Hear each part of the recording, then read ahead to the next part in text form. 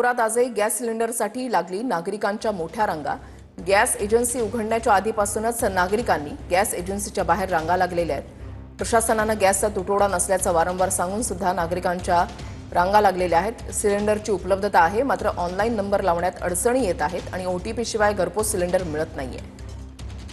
सुनील ढगे आमचे प्रतिनिधी अधिक माहिती देतील। सुनील, वृषाली, नक्कीच मी नागपूरची परिस्थिती दाखवण्याचा तुम्हाला प्रयत्न करतो आहे की नागपूरमध्ये काय स्थिती आहे।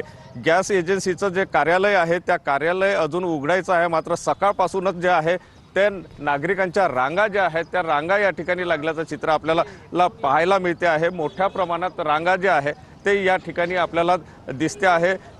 नागरिक सकाळपासूनच आलेले आहे, कारण पॅनिक अशी सिच्युएशन आहे त्यांच्यामध्ये कुठेतरी निर्माण झाली। कारण प्रशासनाकडून वारंवार सांगितलं जातं की तुटवडा नाही आहे, गॅस सिलेंडरची मोठ्या प्रमाणात उपलब्धता आहे। असं जरी असलं तरी या ठिकाणी नागरिकांचा जो ऑनलाईन नंबर लावण्याची प्रक्रिया आहे ती होत नाही, किंवा मग जे आहे ते OTP येत नाही आणि त्यामुळेच नागरिकांमध्ये एक सिच्युएशन जे आहे ते पॅनिक सिच्युएशन तयार झालेली आहे। आणि त्यामुळे अशा प्रकारे आम्हाला सिलेंडर मिळणार की नाही मिळणार या दृष्टिकोनातून अशा प्रकारे ह्या रांगा ज्या आहे त्या लागल्याचं चित्र। नक्कीच धन्यवाद सुनील दिलेल्या सविस्तर माहितीसाठी।